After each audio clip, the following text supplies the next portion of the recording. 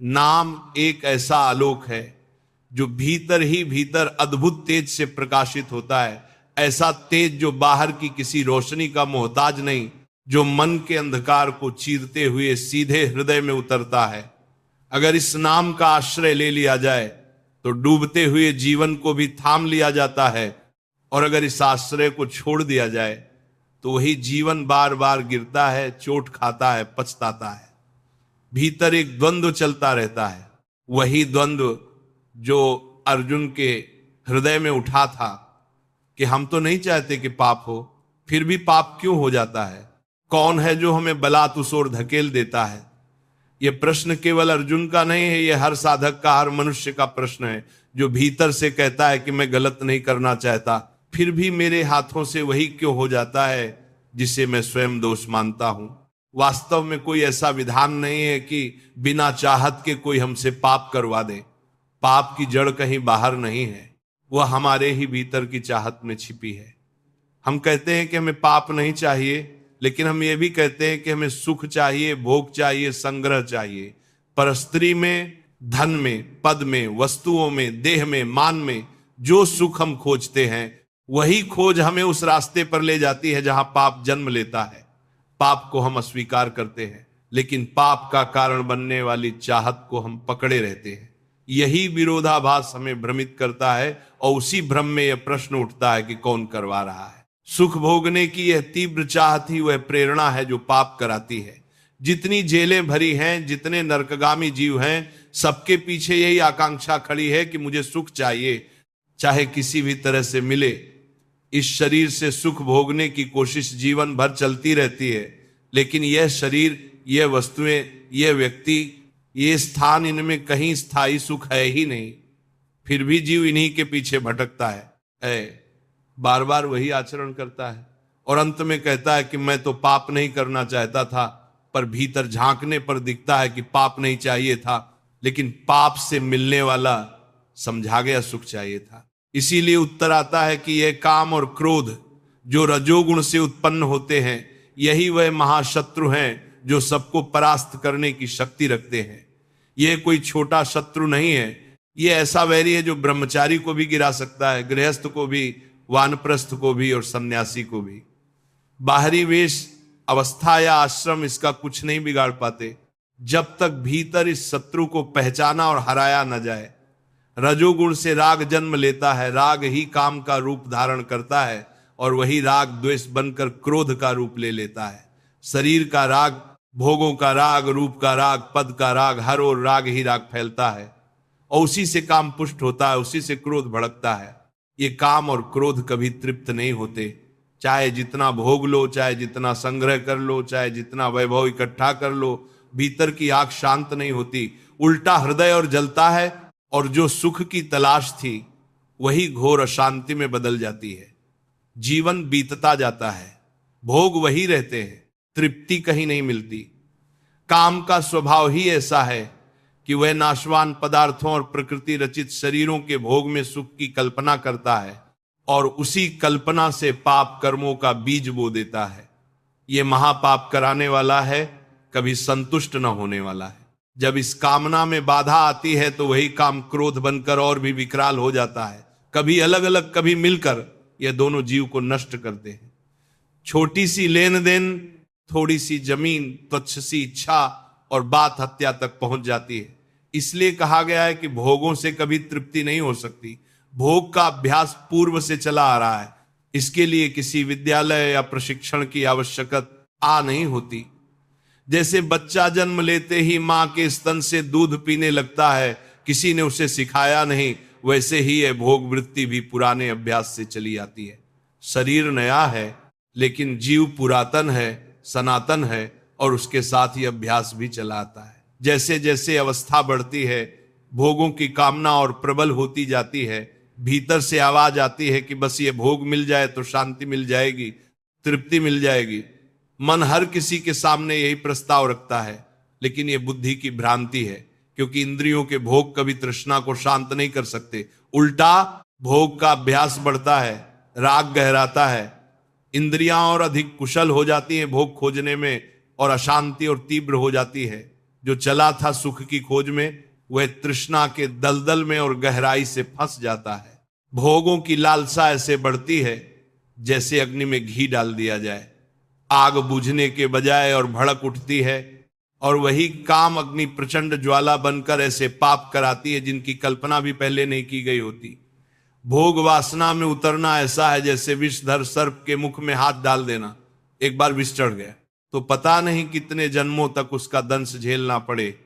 ये भोग वासना का कीचड़ है जिसमें फंसना आसान है, निकलना अत्यंत कठिन। यदि गुरु कृपा से कोई इससे बाहर निकल आया है तो उसे पीछे मुड़कर नहीं देखना चाहिए, क्योंकि नीचे की भूमि कोमल दिखती है लेकिन भीतर गहरा दलदल है। कामना की पूर्ति से लोभ जन्म लेता है और लोभ और अधिक कामनाएं पैदा करता है। आज एक भोग पूरा हुआ तो कल दूसरा चाहिए, फिर तीसरा, फिर अनंत।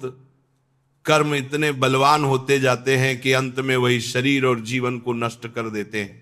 संसार में ये सब खुली आंखों से दिखता है, फिर भी मनुष्य विवेक खोकर देखना नहीं चाहता। क्षणिक उन्माद में जीवन समाप्त हो जाता है और अमूल्य मनुष्य जन्म वेग रथ चला जाता है। ये सब उसी कामना की पूर्ति के लिए होता है जो भीतर रजोगुण और तमोगुण को भड़काकर बुद्धि को राक्षसी बना देती है। यह काम ही संपूर्ण पापों, दुखों और जन्म मरण की जड़ है।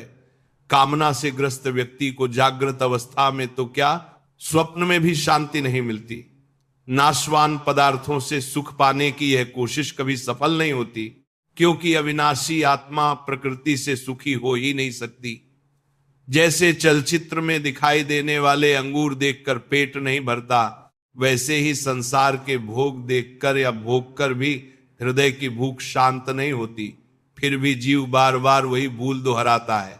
जब तक भीतर काम है तब तक मनुष्य अपने निर्दोष निर्विकार स्वरूप की ओर देख भी नहीं सकता। पूरा जीवन इसी चिंता में निकल जाता है कि कितना और भोग लिया जाए, कितना और इकट्ठा किया जाए, और इसी सोच में मृत्यु आ जाती है। इसलिए यह समझना आवश्यक है कि इंद्रियों के भोग कभी शांति नहीं दे सकते। अधर्म पूर्वक भोगी गई वस्तुएं तृष्णा बढ़ाकर नरकगामी बनाती हैं। शांति त्याग में है, विवेक में है, नाम के आश्रय में है, और इसी दिशा की ओर पहला कदम उठाना ही शत्रु को पहचानना है जो भीतर बैठकर ज्ञान को ढंक देता है। जैसे धुएं से अग्नि ढक जाती है, जैसे मैल से दर्पण ढक जाता है। जब यह आवरण हटता है तभी ज्ञान जीवित होता है और मार्ग स्पष्ट दिखने लगता है। जब यह समझ आ जाती है कि भीतर का शत्रु कौन है, तब एक और गूढ़ प्रश्न उठता है कि जानने के बाद भी हम रुक क्यों नहीं पाते। सुन लिया कि भोग से तृप्ति नहीं होती, समझ लिया कि ये पाप का मूल है, फिर भी वही आकर्षण, वही खिंचाव, वही फिसलन बार बार क्यों हो जाती है। यही वह बिंदु है जहां केवल जानकारी और साक्षात्कार के बीच का अंतर स्पष्ट होता है। ज्ञान मिला है लेकिन उसका प्रयोग नहीं हो पा रहा, और इसका कारण भी भीतर ही छिपा है। काम केवल पाप कराता ही नहीं, वह ज्ञान को ढंक भी देता है। जैसे अग्नि अपने स्वभाव से प्रकाश देती है, पर यदि उस पर धुआं छा जाए तो वही अग्नि होते हुए भी अंधकार जैसा अनुभव होने लगता है। वैसे ही ज्ञान होते हुए भी उसका प्रकाश दिखाई नहीं देता। यह काम 3 रूपों में ज्ञान को ढंकता है। कभी वह धुएं की तरह हल्का आवरण बनता है, जहां मनुष्य को सही गलत का आभास तो रहता है पर निर्णय की स्पष्टता नहीं रहती। कभी वह मैल की तरह दर्पण पर जम जाता है, जहां सत्य सामने होते हुए भी विकृत दिखाई देता है। और कभी वह गर्भ को ढंकने वाली झिल्ली की तरह इतना गहरा हो जाता है कि भीतर ज्ञान बीज रूप में तो रहता है पर प्रकट ही नहीं हो पाता। तब मनुष्य कहता है कि मुझे सब पता है, फिर भी मैं वही कर रहा हूं जो नहीं करना चाहिए।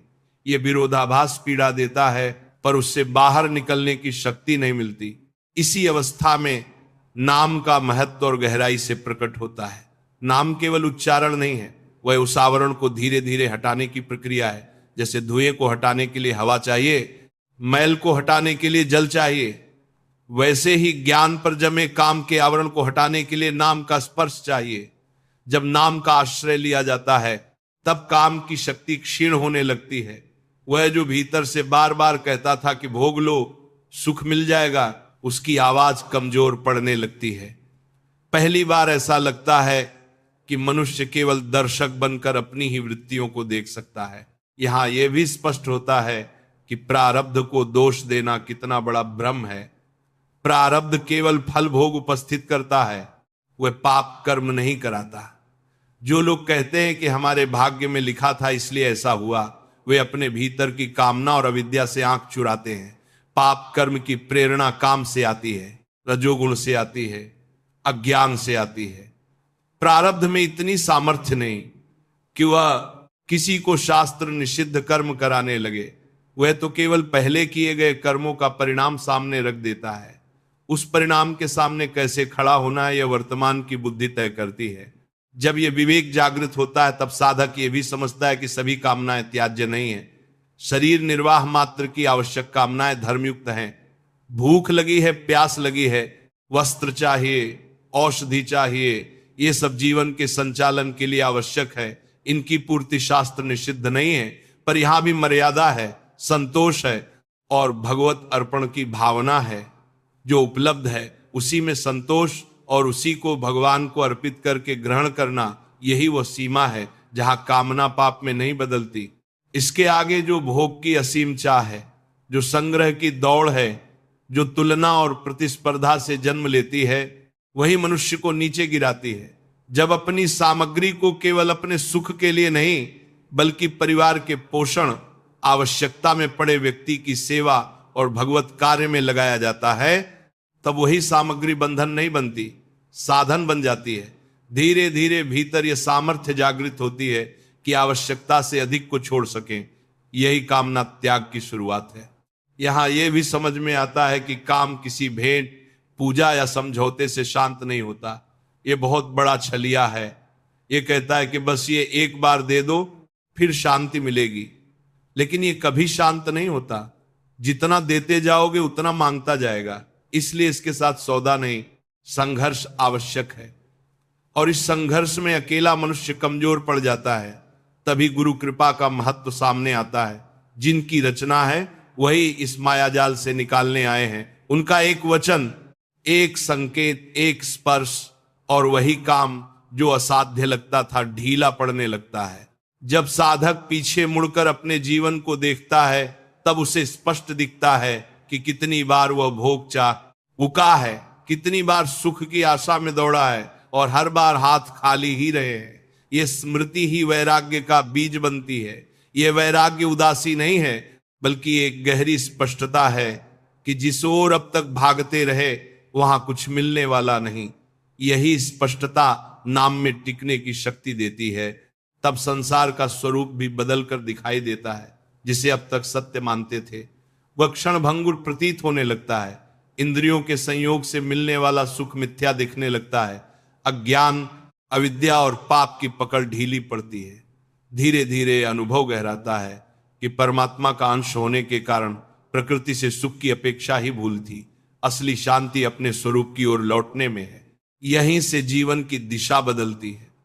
अब कर्म होते हैं पर बंधन के लिए नहीं, भोग होते हैं पर आसक्ति के साथ नहीं, और नाम चलता रहता है उस दीपक की तरह जो भीतर जलकर धुएं को भी जला देता है। जब यह स्थिति आने लगती है तब ज्ञान केवल सुना हुआ नहीं रहता, वह जिया जाने लगता है। और यही वह भूमि है जहां से आगे का मार्ग स्वयं खुलने लगता है। अब बात और सूक्ष्म हो जाती है, क्योंकि यहां प्रश्न केवल काम और भोग का नहीं रह जाता बल्कि मनुष्य के पूरे जीवन प्रयोजन का हो जाता है। यह स्पष्ट होने लगता है कि यह मानव देह केवल नाशवान वस्तुओं को भोगने के लिए नहीं मिली थी। यदि यही उद्देश्य होता तो प्रकृति में और भी अनगिनत योनियां हैं जहां बिना विवेक, बिना प्रश्न केवल भोग चलता रहता है। मनुष्य को यह देह इसलिए मिली कि वह अपने स्वरूप को पहचाने, उस अविनाशी तत्व की ओर लौटे जो उसके भीतर छिपा बैठा है।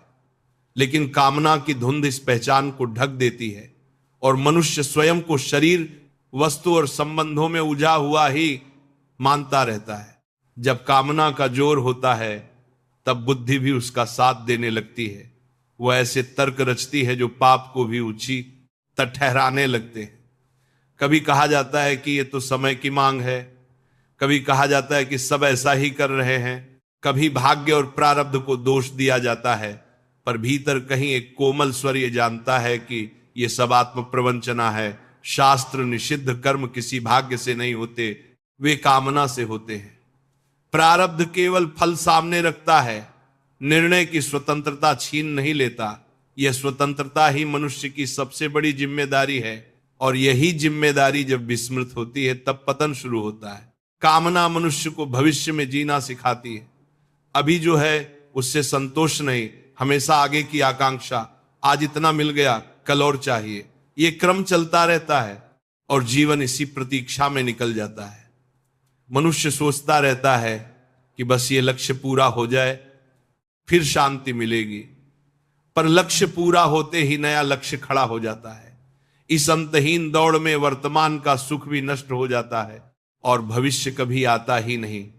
यही वह बिंदु है जहां साधक को ठहर कर देखना होता है कि ये दौड़ किस दिशा में है। यही धर्म की मर्यादा का महत्व समझ में आता है। धर्म कोई बोझ नहीं बल्कि सुरक्षा कवच है। जिन मर्यादाओं का आज उपहास किया जाता है, उन्हीं मर्यादाओं में पहले जीवन सुरक्षित था। यह पुरातनता पिछड़ापन नहीं है, यह सनातनता है जो हर युग में मनुष्य को संतुलन सिखाती है। जब भोग धर्म के अधीन रहता है तब वो वैराग्य को पुष्ट करता है। जब भोग धर्म से बाहर निकल जाता है तब वही भोग मनुष्य को भीतर से खोखला कर देता है।